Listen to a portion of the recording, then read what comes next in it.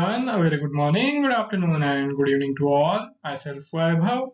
In today's session of Visual JForex, we will be looking to complete the algorithmic setup using the indicator Keltner channel. This is the third and the final part in this series. So let us now head to the Visual JForex board.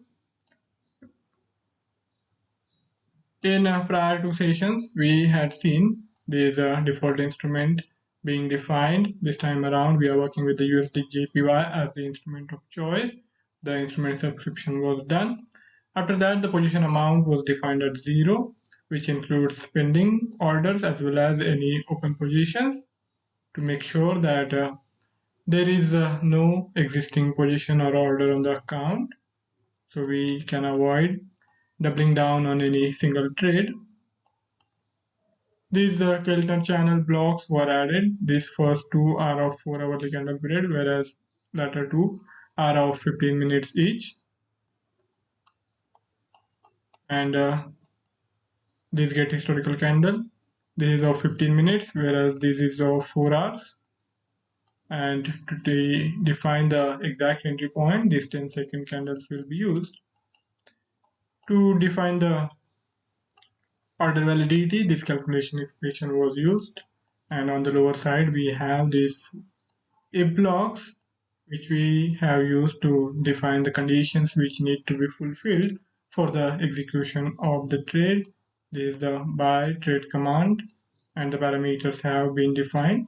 Now for this session, the focus is now going to shift towards the completion of the sell side of the equation, and I will give you a brief refresher of what the logic is behind the execution of any sell trade.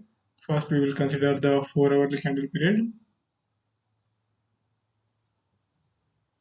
This is the USD JPY chart. We need the Keltner channel to be bearish for any execution of the sell trade. For that, we are utilizing the current output of the middle band, and we are going to compare it with the output a day back. For that, we are using the shift value of 6. So we will be comparing the output value a day back, and using that we will see if it is lower. Only if it is lower, then we will go for a sell trade. So we need the current middle channel output value to be lower than whatever was the middle channel's value a day back. That means the momentum is bearish, and that will be helping us in making sure that the conditions are favorable for making a profitable trading decisions whenever we are looking to short the USD JPY. We also need to ensure that there has not been already significant move on the lower side. So for that, we are adding one more condition, that the closing value of last 4-hourly candle should be greater compared to the lower band of this Keltner channel. So we will be comparing these two values as well. That will ensure that after this kind of moves have already taken place, we will not be placing the new orders on the lower side. Now let us shift to the 15 minutes. On the 15 minutes, we need same kind of formation. We will need the Keltner channel's middle band value to be lower. This time around, we are taking the time interval of 1 hour. So we will be comparing the Keltner channel's middle band value of last 15 minutes to the value with the look back period of 5. So there will be interval of 1 hour between these two output values, and we will need the latest value to be lower. So this kind of scenario should be there. We will need this Keltner channel to be bearish, and only if it is bearish we will be going to execute the trade, and we will need significant amount of volatility, and for that we are adding one more condition, that the closing value of last 15 minutes should be lower compared to the lower band of the Keltner channel. So this kind of scenario, our trade execution will happen, and the execution point is going to be the middle band, whatever is the output value of the current middle channel. That will be the execution price, the pending order will be placed on that price, that output value, with the order validity of half an hour. So this is the condition which we will need to see to ensure that we have a good chance of ending the trade in a profitable way. So now let us head to the Visual JForex board. We are going to make the formation symmetrical. So the number of if blocks which we have required for the construction of the buy side of the equation, the same number of blocks will be needed now. So we are going to need 6 if blocks, and after that a trade command block will be needed. So I will take 6 if blocks, 1 2 3 4 5 and 6. After this, the pending open order. So we have this in place.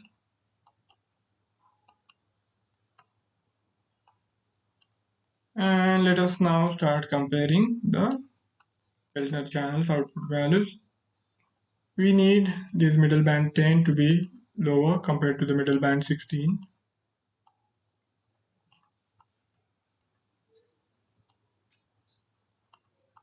First input less than second input.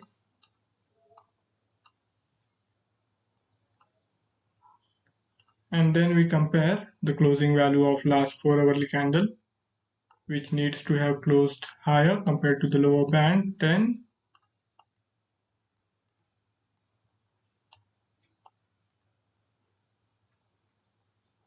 Candle 26 is the last 4 hourly candle. We need its closing value.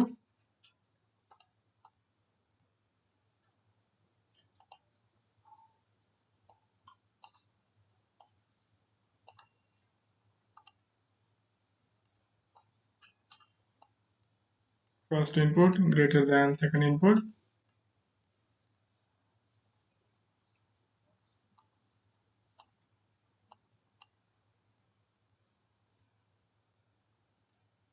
And once we are satisfied of 4 hourly conditions, we check for the requirements on 15-minute time frame.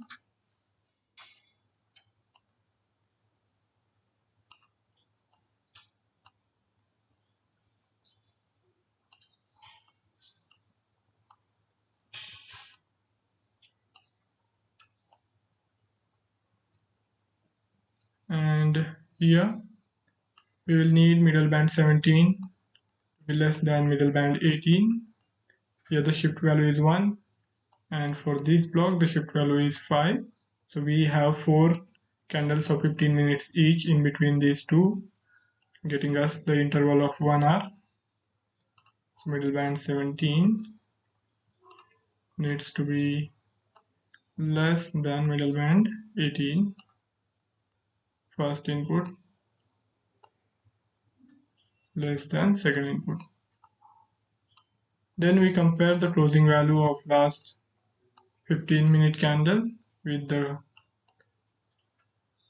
lower band of last 15-minute Keltner channel, and it needs to be lower. The closing value of last 15-minute candle needs to be lower compared to the lower band 17. So we take candle 19, candle close,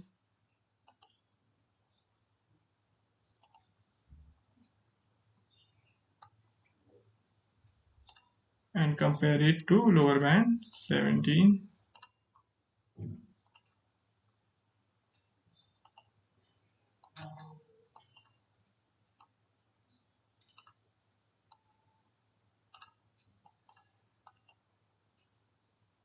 So this condition,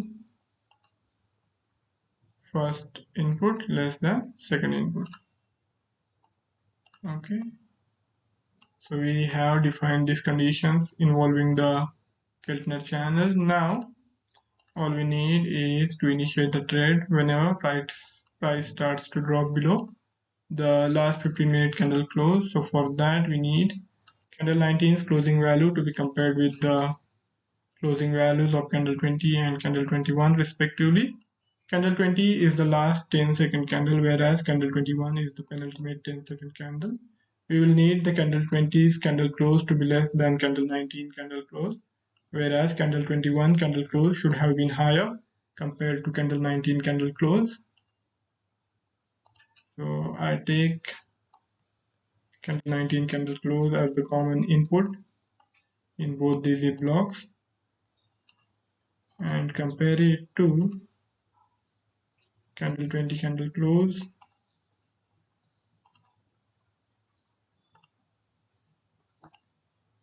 and candle 21 candle close.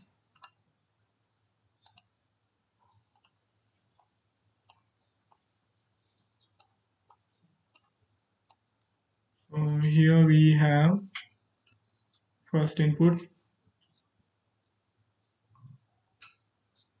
We will need candle 20 candle close to be less, so first input less than second input, and candle 21 candle close. In this case we need first input greater than second input. After that it will be joined to trade command block first. Okay,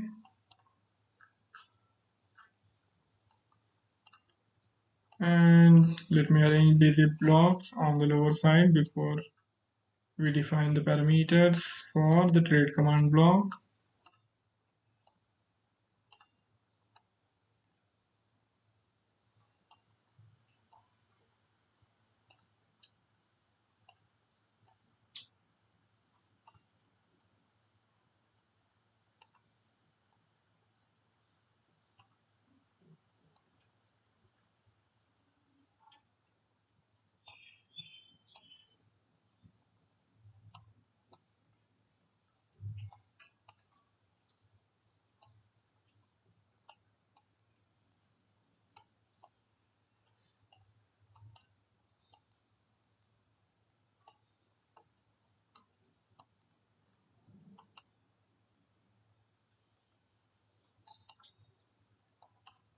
This is going to be a sell limit order,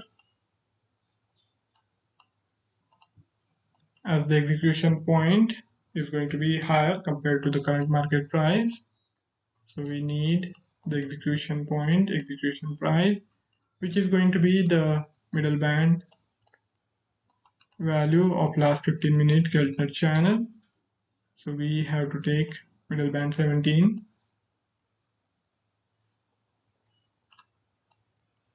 Okay, that will be the execution price for this trade. Trade command default instrument remains as it is. Trade amount I will change to 0.1 million. Slippage is going to be 2 pips. Stop loss. Stop loss, we are working with the combination of 1:2 for the risk reward, and since we are dealing with the 15-minute time frame,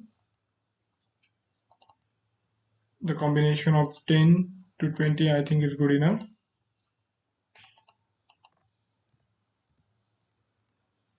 And order validity, we had created a new variable in last session. We will use as it is. This is going to get us the order validity of half an hour. So we have defined all the mandatory parameters for the trade command block, and with this our algorithm is complete. Let me color code this iteration flow to see whether it is flowing through uninterrupted till the very end. Yes, it is.